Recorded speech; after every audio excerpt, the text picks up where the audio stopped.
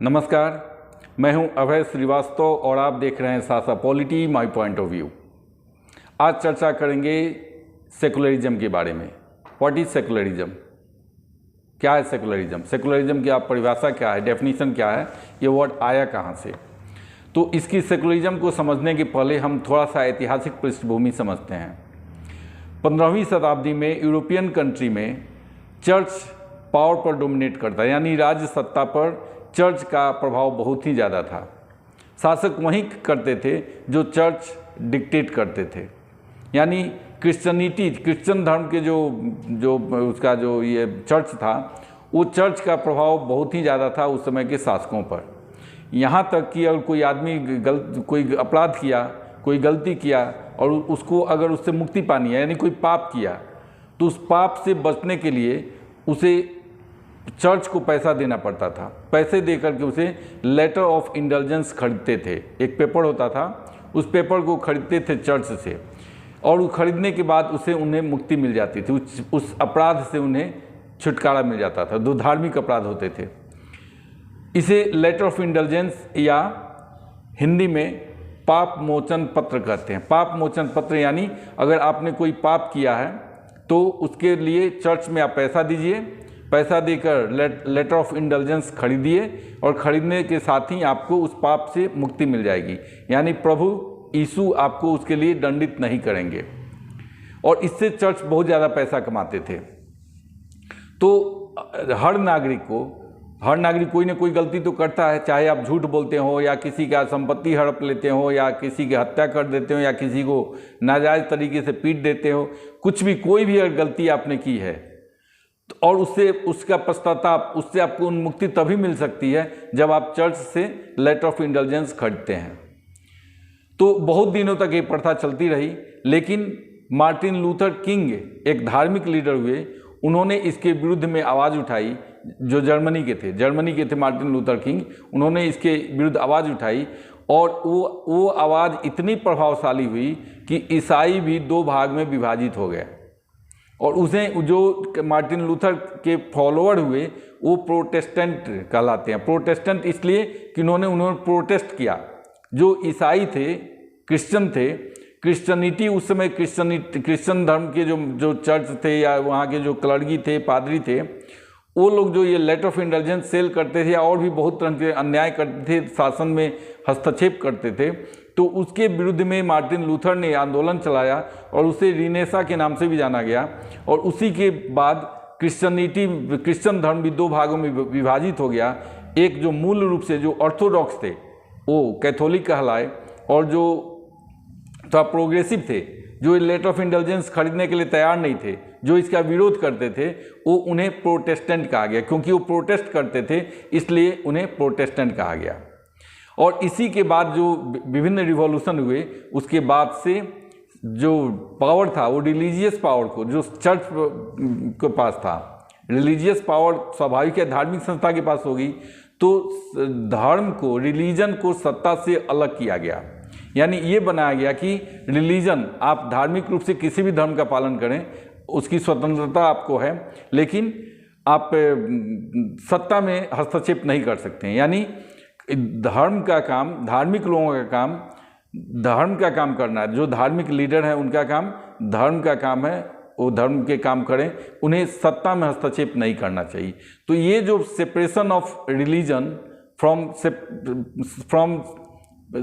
Power, religion को power से जो अलग किया गया, इसे ही सेकुलरिज्म माना गया।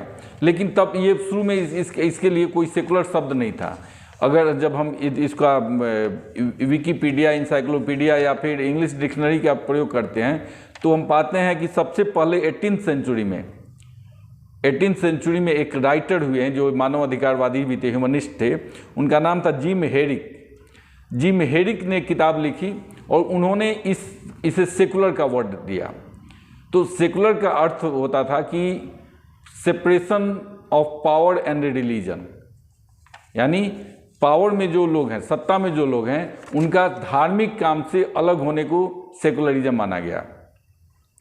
और किसी भी कंट्री में इसमें व्यवहार में तो सब पालन करते हैं कि हाँ, सत्ता में धर्म का हस्तक्षेप नहीं होना चाहिए। ये था कि धार्मिक संस्था वहाँ पे क्रिश्चियनिटी थी, चर्च थी, तो बनाया इसलिए गया कि चर्च को राज्य सत्ता में हस्तक्षेप नहीं करना चाहिए। लेकिन अच्छा, इसको ये भी समझ लें हम कि इसके इस शाब्दिक अर्थ को जो भारत के संविधान निर्माता थे वो भली भांति जानते थे। यही कारण था उन्होंने भारत के संविधान में कहीं भी धर्मनिरपेक्षता या सेकुलरिज्म शब्द का प्रयोग नहीं किया है। सेकुलरिज्म शब्द भारत के संविधान, जो मौलिक संविधान, मूल संविधान है, उसमें आपको कहीं भी नहीं मिलेगा। उसका कारण ये था कि उन्हें पता था कि हिंदुइज्म, सनातन जहाँ मेजॉरिटी में है, वो अपने आप में सेकुलर है। वहाँ पर कोई ऐसी सत्ता नहीं है, धार्मिक सत्ता नहीं है, जो धार्मिक सत्ता ने ऐसा संगठन नहीं है जो सत्ता में हस्तक्षेप करता हो। इसलिए उन्होंने कहा कि भाई इसमें तो स्वाभाविक, लेकिन वो कहना क्या चाहते थे, उनका कहना उनका था जो संविधान बना, भारतीय संविधान बना है, उसमें एक्चुअली सर्वधर्म समभाव, यानी उनका कहने का मतलब ये था कि जो सत्ता होगी, आप आज़ादी के बाद जो भी नया गवर्नमेंट बनेगी, नया सरकार बनेगी, नई सरकार सभी धर्मों के कल्याण की बात करेगी। यानी धर्म के आधार पर किसी भी व्यक्ति के साथ, किसी भी नागरिक के साथ कोई भी भेदभाव नहीं किया जाएगा।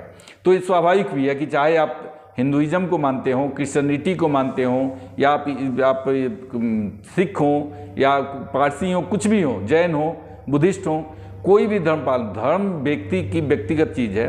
आप अपने घर में किस भगवान को मानते हैं, आपकी आस्था किस भगवान में है, आप यीशु को मानते हैं, जीसस को मानते हैं, गौतम बुद्ध को मानते हैं, महावीर जैन को मानते हैं, या भगवान राम को मानते हैं, जिसको मानते हैं, ये आपका व्यक्तिगत आस्था का प्रश्न है। तो इसमें राज्य हस्तक्षेप नहीं करेगा। ये हमारे संविधान निर्माताओं की सोच थी और इसी के अनुसार उन्होंने संविधान में काम भी किया। संविधान के प्रावधान में कहीं पर भी धर्मनिरपेक्षता शब्द एक बार भी प्रयोग नहीं किया गया है। और ऐसा माना जाता था कि धर्म जो भी राज्य सत्ता होगी, क्योंकि उस समय धर्म, जब संविधान सभा का गठन हुआ था तो उस समय तो महात्मा गांधी भी जिंदा थे और महात्मा गांधी का हमेशा प्रार्थना होता था, ईश्वर अल्लाह तेरो नाम सबको सन्मति दे भगवान। उनका हे राम बहुत प्रचलित शब्द है कि जब उन्हें गोली लगी तो कहा कि, माना जाता है कि उन्होंने हे राम से ही अंतिम सांस ली। तो आप धर्म को अगर संविधान, राज्य सत्ता से अलग कैसे कर सकते हैं?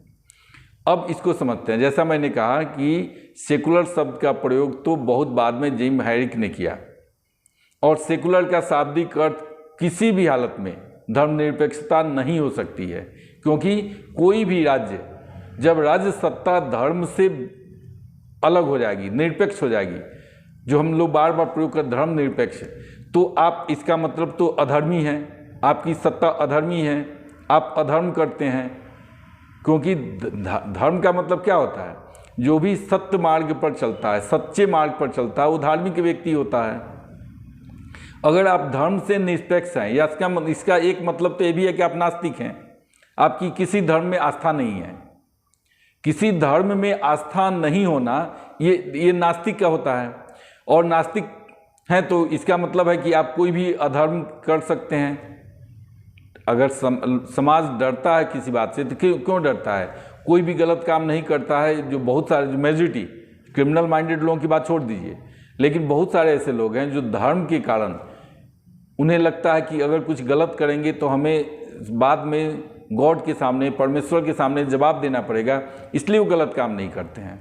वो निरपेक्ष कैसे हो सकते हैं? धर्मनिरपेक्ष का मतलब तो आप सत्य मार्ग पर नहीं चलिए, असत्य मार्ग पर चलिए।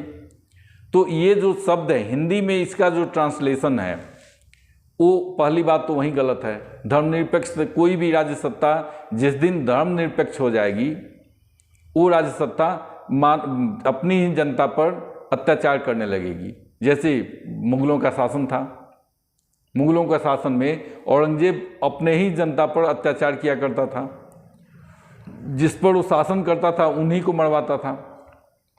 तो आप सेकुलरिज्म का डेफिनेशन जो भी धर्मनिरपेक्ष बताते हैं, मुझे उस पर पूरी आपत्ति है। कहीं से secular power, separation of power and religion, यहाँ तक तो ठीक है, लेकिन उसका अर्थ धर्मनिरपेक्ष कैसे हो सकता है?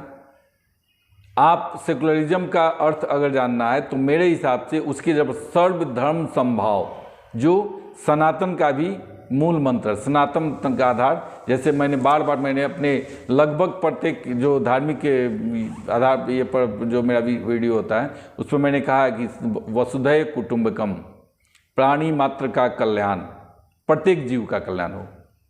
अभी आप देखिए भारत के प्रधानमंत्री नरेंद्र मोदी ने अफ्रीका से चीता को मंगाया।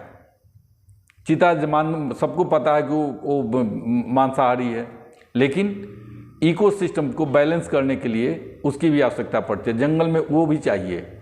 तो सनातन ऐसा धर्म है जो सर्वधर्म समभाव की बात करता है, उसमें किसी धर्म के प्रति वैर भाव नहीं हो सकता है। हम बार बार कहते हैं कि आप अपने धर्म का पालन करने के लिए स्वतंत्र हैं। अगर हिंदू राष्ट्र, क्या संविधान निर्माता जो भी थे, क्या वो मूर्ख थे? उन्हें नहीं पता था कि हाँ, अगर हम ये धर्मनिरपेक्षता शब्द नहीं रखते हैं तो कल होकर के मेजॉरिटी उसे गलत रूप में प्रयोग कर सकती है। उन्हें पता था, लेकिन उन्हें ये भी पता था कि जो मेजॉरिटी है भारत की, वो कभी भी अंधी नहीं हो सकती है, धर्मांध नहीं हो सकती है, फैनेटिक नहीं हो सकती है, कट्टर नहीं हो सकती है, क्योंकि हिंदुइज्म में कट्टरता कहीं से भी नहीं है। ये तो एक जीवन पद्धति है, जीवन शैली है। तो इसीलिए कहीं पर भी धर्मनिरपेक्षता शब्द का प्रयोग नहीं किया गया है। अब ये जो कांग्रेस पार्टी है वो बार बार कहती है कि संविधान बदलना चाहती है, भाजपा संविधान बदलना चाहती है।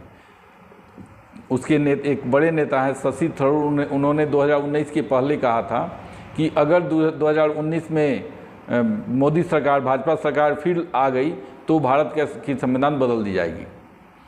अब ये भारत का संविधान बदलने का डर दिखाना, एक्चुअली इसका मेन मकसद तो होता है अल्पसंख्यकों, खास करके मुस्लिमों का वोट पाना। लेकिन जो पार्टी ये कहती है कि भारत की संविधान बदल देगी, वो खुद पहली पार्टी थी जो भारत का संविधान का प्रस्तावना वो भी उस समय बदल दी जब सारे मुख्य विपक्षी दल के नेता जो थे वो जेल में थे, यानी 1975 में। 1975 में जब इमरजेंसी लगी थी, सारे बड़े नेता जेल में थे, उस समय संविधान के प्रस्तावना को, जिसे माना जा, सुप्रीम कोर्ट ने भी कहा था कि इसे बदला नहीं जा सकता है, उसको बदल करके उसमें रातों रात चोरी चोरी सेकुलर और सोशलिज्म दो शब्द जोड़ दिया गया। अब ये सेकुलरिज्म और सोशलिज्म जोड़ने के पीछे दो मकसद था, एक वामपंथियों को खुश करना और दूसरा मुसलमानों को खुश करना। क्योंकि उन्हें लगता था कि धर्मनिरपेक्षता शब्द लिख देने से, सेकुलर शब्द लिख देने से मुस्लिम वोट मिल जाएंगे, और ऐसा होता भी है। बार बार ऐसा माना जाता है कि सेकुलरिज्म, जितने विरोधी पार्टी है वो मुसलमानों की यही डर तो दिखाते हैं कि अगर भाजपा आ जाएगी तो हिंदू राज्य कायम हो जाएगा, जबकि उन्हें नहीं पता है कि हिंदू राज्य का मतलब होता है प्राणी मात्र का कल्याण। उसमें सिर्फ हिंदू मुसलमान तो हटा दीजिए, धर्म की तो बात ही नहीं है, सारे जीव के कल्याण की बात है, जितनी सृष्टि है उसके कल्याण की बात होती है। वो वहीं राम राज्य होता है। हिंदू राज्य मीन्स राम राज्य, जिसमें सबका हक की बात होगी, सबके अधिकार की बात होगी, सबको समान अधिकार मिलेंगे। तो लेकिन उसे धर्मनिरपेक्षता का नाम दे करके जो सेकुलरिज्म शब्द है उसका एक किस्म से दुरुपयोग होता है, क्योंकि सेकुलरिज्म का अर्थ धर्मनिरपेक्षता हो ही नहीं सकती। उस समय जो परिस्थितियां थी, यूरोप की जो परिस्थिति थी, उसमें ये प्रयोग किया गया। भारत में ये कहीं से भी उपयुक्त शब्द नहीं है। तो इतना तो क्लियर होगा, सेकुलरिज्म का मतलब होता है कि धार्मिक सत्ता का जो हस्तक्षेप था राजनीतिक सत्ता पर, उसको अलग करना, राजनीतिक सत्ता से धार्मिक सत्ता को अलग करना सेकुलरिज्म है। इसमें धर्मनिरपेक्षता शब्द उपयुक्त शब्द नहीं है। उसके लिए उपयुक्त शब्द है सर्वधर्म समभाव, सभी धर्मों के लिए बराबर का सम्मान का भाव होना है। यानी राज्य का अपना कोई धर्म नहीं है और राज्य सभी धर्मों को बराबर मतलब एक नज़र से देखेगा।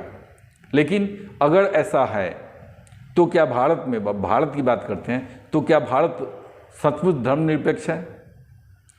अब देखिए यहाँ पर विडंबना, अगर धर्मनिरपेक्ष है तो फिर अलग से Hindu law, Hindu code bill, Hindu personal law क्यों लाना पड़ा? अलग से मुस्लिम पर्सनल लॉ क्यों? अगर धर्मनिरपेक्ष है तो अपने अपने धर्म से रहने, उनके धार्मिक कामों में आप हस्तक्षेप क्यों करते हैं? अगर हस्तक्षेप करते हैं तो एक ही जाति के, एक ही धर्म के मानने वालों के धर्म में, उसके पर्सनल लॉ में हस्तक्षेप क्यों? मुस्लिम पर्सनल लॉ बोर्ड का गठन क्यों किया गया? अगर सभी राज्य का कोई धर्म नहीं है तो राज्य फिर हज जाने के लिए क्यों पैसा देता है?